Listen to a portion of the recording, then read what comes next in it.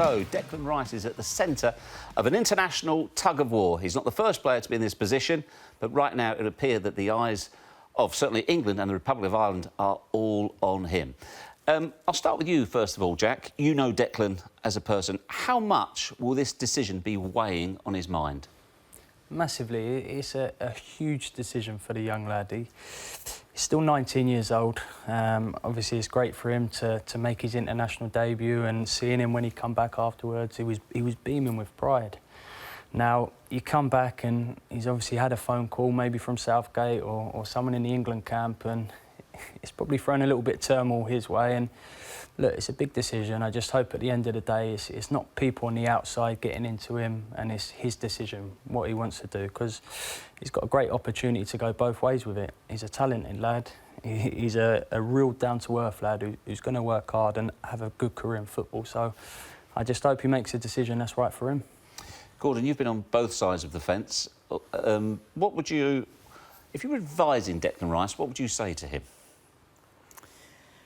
How do you feel? What do you really feel? About what? Do you feel Irish? Do you feel English? How do you feel? When people talk to you about Ireland, do you have an identity to that? Or England, wherever talks about, do you have an identity to that? Do you get excited when Martin Neal calls you up? Do you get excited when you watch Republic on the TV? Anything that you have to feel Irish. I've many a times, well, not many a times, 3 or 4 times, I've had the opportunity to speak to people who are born in England or elsewhere and speak to them. Take Ketchianya, for instance. You know, could have went to a few places to play football. But as soon as you spoke to him, he wanted to be Scottish. He wanted to know all about it. So he wanted to come along. That was a great... And every time he turned up, he was enthusiastic, he radiated. So I loved that. That was a good choice. But I've spoke to other players, mainly centre-halves, who you say to them, OK, it's Mr. Strachan, can I speak to you? OK, right, OK. Within 10 minutes, I know fine well they do not feel that they're part of that. And you just say, listen, we spoke for a couple of minutes. I understand that you feel more English or Irish or whatever. So understand it. It's the feeling you get, the pride you get by talking about your nation. Are you proud of that nation? Or are you just doing it for the sake of getting... If you're just doing it for the sake of getting... You think, I might get another couple of caps there. There's no point in getting caps. If you do not feel... When you get that strip on, you go, this is it.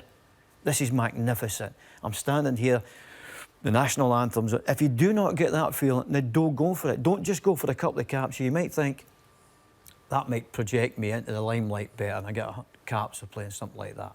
You know, you've got to feel that that's your nationality.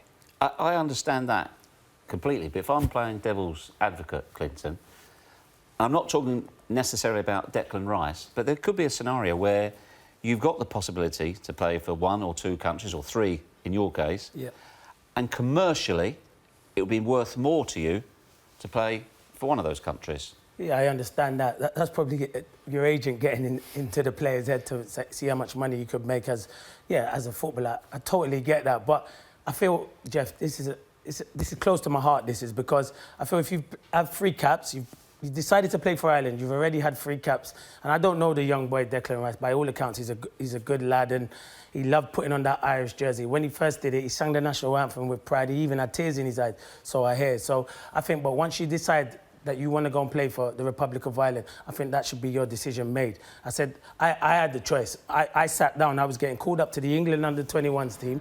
Peter Taylor was going to call me up. Mick McCarthy said he knew I had Irish in me through my grandmother, even though you can't tell by the Irish accent, obviously. But yeah, I had it in. I could have played for Jamaica as well. And I could have played for Jamaica. I met the president of Jamaica as well, and he was talking about the country and how good it would be to play for Jamaica. But as soon as I met Mick McCarthy, it felt it to me. It felt like I wanted to play for Ireland. Were you impressed by Mick McCarthy as a person? Didn't actually... He sold the country. All of a sudden you feel Irish, didn't you? Yeah, I didn't all of a sudden feel Irish, but when I met Mick McCarthy, he sold the country to me. And listen, it was still a big call. I went and spoke to family, and that's what I think the big thing was to me. I went to speak to my nan, who was Irish. The president, you said? Yeah, I met the president of Jamaica. He must have been impressive. Yeah, he was quite good. President. Yeah, Big Mick. I know Mick's a great lad. Yeah, I know, exactly. But no, so then, and that was it. I made my decision. And as soon as I put on that jersey, I was still nervous, Jeff, until I walked out to that pitch. My name got announced, sang that national anthem. I got my first goal on my debut. It just felt unreal. And as Gordon said earlier, I think when you decide that you wanted to play for Ireland and going out there and playing for Ireland and making that decision... You got the bug, didn't you? You got the bug. I got the bug, and I always got the bug. And when I got picked for the squad, I was happy. As soon as Mick McCarthy gave me the phone call and said, you've made the squad, I was always happy. And that's how it was to play for Ireland. To be fair, most people in the world want to be Irish, apart from Scottish, don't they? Yeah, it's great. It's great fun being Irish. Yeah, we've got the best fans and everything. Listen, you know the scene very well out there. How highly do they rate Declan Rice? They rate him very highly. I think he's the lad, he's the type of kid who would be captain. I think he'll captain the Irish national team. And I also think he would have got over 100 caps. I still think they'll accept him if he decides. There's been a lot of rumblings in the last few days that he's going to decide after the Poland friendly that he'll come back into the squad. So I still think he'll be accepted because he's a terrific talent. But there's a lot of internationals saying they wouldn't accept him back. Well, that's a good point you raised, because Seamus Coleman, the captain, was asked exactly this today, and this was his response on whether or not Declan Rice would be welcomed back into the squad. On Declan's situation, I spoke last week. You know, he's I know some people back home might not like to hear it, but he's a 19-year-old boy who was, you know, born in England, but that's no reason why he can't be a proud Irishman. I seen him after the Turkey game getting man of the match, and I seen him embrace his father in the tunnel, and you know, that's not for show, that's genuine. He was genuinely proud to play in the games that he did, and in an ideal world we'll get him back, but you know, it's not as straightforward as you know what you are, which I've heard a few people say. The young lad was born in England. There's no reason why he can't feel some part English and also be very proud to play for Ireland, which I know he is. So on that situation, you know, fingers crossed, you know, we'll welcome Declan back with open arms, whatever he decides. Correct. Jack, it's interesting that right now, as Clinton said, there are a number of people unhappy with Declan Rice. Yet you've got the parallel with David Brooks. And Wales, he was in the England team that won the Toulon tournament. I think he was man of the tournament as well. Yeah, played for the under-20s, didn't he? And he can't wait to make his full competitive debut for Wales. I know. I must say I've been very impressed with this lad. I saw him last year in France when they played France before the Euros, and him, Ampadu, Woodburn, they all come on at the same time and they lit the game up. And I think for him, he had a taste of what it's like in the Welsh camp, and it's a vibrant camp. There's a lot of young players, they're all hungry, and I think when you've got Ryan Giggs leading you for a sort of player he is, I think he wants to be in and around that environment, and he's still 19, 20 himself. I think he's seen the opportunity there, one, to progress with good players under a good manager, but two, he's going to get lots of caps and lots of opportunities at a young age. So, but what's the difference then between he'll only get him, lots of caps if he plays well. Yeah. You're not guaranteed a lot of caps. It's like we had a choice with Oliver Burke. Oliver Burke was coming to play a couple of friendlies. England wanted to take him on board, and I'm sitting speaking to him. Well, we need to play him. And I said, we'll only play him if we think he's got to progress and be great. It'd be unfair on us to stick him in a game just despite England. That's unfair on Does the that lad happen, himself. International I don't know, football? but it never happened with us because we had this conversation. He's not coming along. But I played him at a World Cup tie, and an important one, the first game at the campaign, because I knew the ability he had then and his pace was just frightening. But we genuinely believed he was going to get a lot of caps. We didn't just get him just for the sake of causing havoc with England. No. And that'd be unfair if the two managers, and I'm sure they're not because they're two smashing guys, are just trying to get him to bring him along and go, we've got him, we can stick him away. And if he does become a great player, then we can use him. Will players now, though, look, in general, again, this is not just Declan Rice we're talking about. He's the latest example of this happening. But the game does seem to have changed in that if they have a choice between a team internationally, which is higher ranked FIFA-wise or more likely to win something, although they've got less of a natural association with them, will they go with that now? It's down to the individual. I mean, it's hard now for young players not to chase a pound note because the rewards are out there. If you get your head down and do well, you could play 5-10 games in the Premier League and you're a millionaire already. So the rewards are there. It's just having strong people around you and how you really feel. It comes back to putting the shirt on the first time, doesn't it? Yeah, the international football, you have to... I wanted to play for Ireland. After, as I said, Jeff, once I went out into that, I wanted to play. I went to the 2002 World Cup. It's one of the best experiences I've ever had as a footballer. I loved it, getting into the crack with the Irish players and the fans. It's amazing. When I went and played for Ireland, it felt more, the setup one, it was professional, but it felt more like club. You know, you get internationals and they say there's splits. There was no splits. Everyone made me feel welcomed. I came in with this boyish, how I was, this guy from South London, and everyone thought Clinton had a chip on his shoulder. But they soon settled me down, the Robbie Keanes and the Damien Duffs and the Shea Gibbs and Roy Keane. And I totally loved it. It was the best decision I made to go and play international football. So I think we're talking about Declan Rice. The kid has to want to do it in himself. He's the only one who can make that decision. Do you think it was easier maybe for you to make the decision? Because you've just mentioned some real big names, big stars, and maybe Dec's looking at the team now, thinking, it's not the strongest group of players. Would you say Gareth Southgate is guaranteeing Declan Rice he will walk into that England team? As Gordon said, he's managed. You're never going to tell a player you're definitely going to have 50 or 60 caps. I don't think you can do that. I just don't think you can do that. Can you do that? I told Robbie Keane he's definitely got to get a game, that's for sure. He's a race. No, for Scotland, for Coventry. Exactly. And he bought that. He bought that, yeah, definitely. Could we go back, to talking about players? Was it right, I don't know if he's decided yet, that about 2 years ago, after a great semi-final performance, Jack Grealish, everybody wanted him. Yeah. Right, we're all Irish. Then he went in a kind of dipped. Yep. There's nobody shouting and screaming at that point. No. Who wants? Then he's come back again. Oh, listen, we want him again. So where were you in that period? Who had the belief at that period when he wasn't doing so well? No. Who did you get the strongest vibes from at that period when it wasn't so great for you? And that would say more.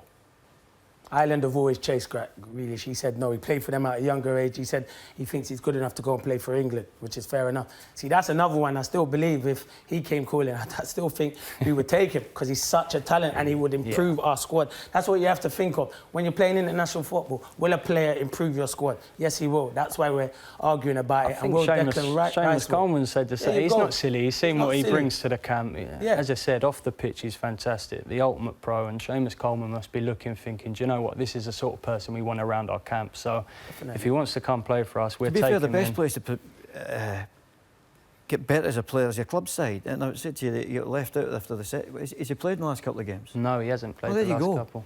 Concentrate on that first and see how it goes. If you just go, just a minute, lads, I'll just get on with the game here. Has he actually done a very mature and sensible thing just to sit this out and take his time? If I was him, I'd say, thanks very much, lads, but I just want to play football at the moment. The moment I get a regular at West Ham, knock on my door, would you? Because I think, instead of confusing the kid at the time where he started the first game of the season, thinking life's great, everybody in for him, then he gets left to it and he's not played since then. Am I right? Yeah. Yeah, he played in the cup game and done really well, but it's tough, first game of the season, coming off at half-time. I think you concentrate, because normally when you're talking about players that you're going for are getting regular games somewhere. Oliver Burke was a bit the same. Yeah. But he had that, he was being man of the match and things like that, but he was getting a game. So I'm saying to you, don't confuse yourself if I was you. I would sit down with your mother and father and say, listen, I'm just going to concentrate on playing for West Ham and see where I go. And if you still want me in a year's time, then that's fine. But the flip side is he's played three times already. He's man of the match twice. That's what I'm saying, he's played 3 times. Yeah, I know that, but he's got the decision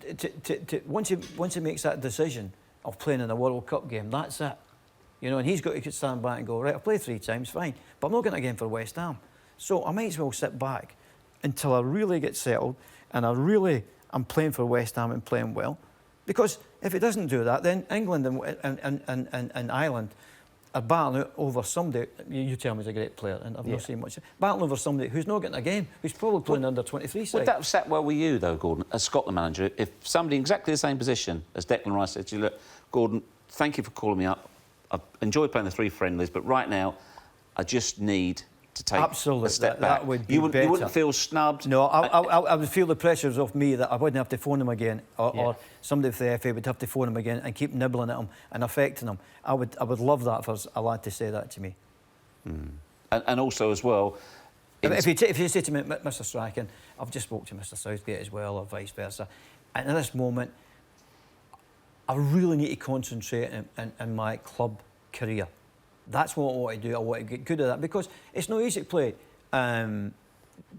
games for West Ham in the Premier League when you're that age with people in your ear all the time. Say, listen, let me get on with the game at the moment. I'll give you a call. If I'm still playing in a year's time, give us a call. I think he's been honest. He has been honest because he could easily say he was injured. He could easily have said Yeah. I was injured and made that kind of excuse. So fair play to the kid. He has been honest. But I still believe because Gordon makes a point. He's not playing at West Ham, but he'll play at international level. Ireland have got 2 games and he would have got game time. But you're not at your best if you're not playing games of football. Yeah, you're going into an international scene. I get that. Where you're not playing games of football. Coming from maybe an under 23s, I don't know if he plays under 23s. Yeah. Or a substitute, and going, right, you're playing against Denmark, or it might be all right to play against Denmark. Sometimes that's a nice release, though, isn't it? For the it is a release. It's a release to go and play. It's been a tough start at West Ham this year, let's be honest. No points on the board. By the way, it's not a nice release playing international football if you're not playing well. Trust me. But he's been in and out in the team, and as Clinton said, sometimes when you get away with a different group of players and you've got that camaraderie, the banter, sometimes it gives you that opportunity to just refresh, be around a bright training group, and you come back with a new energy and you're ready to go again and have a good push to get back into the team and to make your mark on it and hopefully bring a bit of freshness back to West Ham. Yeah, because he's loved there in Ireland. He's loved there. In the 3 games, he's got the 2 man of the match. He is like the superstar. They want to build the team around him. They want to build it. So he is loved there. So, you know, when you're disappointed... Did Martin O'Neill write this speech for you? No, he didn't write this speech. This is me, Clinton, with his good opinions. Ambassador Morrison. Ambassador Morrison with his good opinions. But no, he is From the Irish Tourist Board. Yeah, the tourist board. On you go, Clint.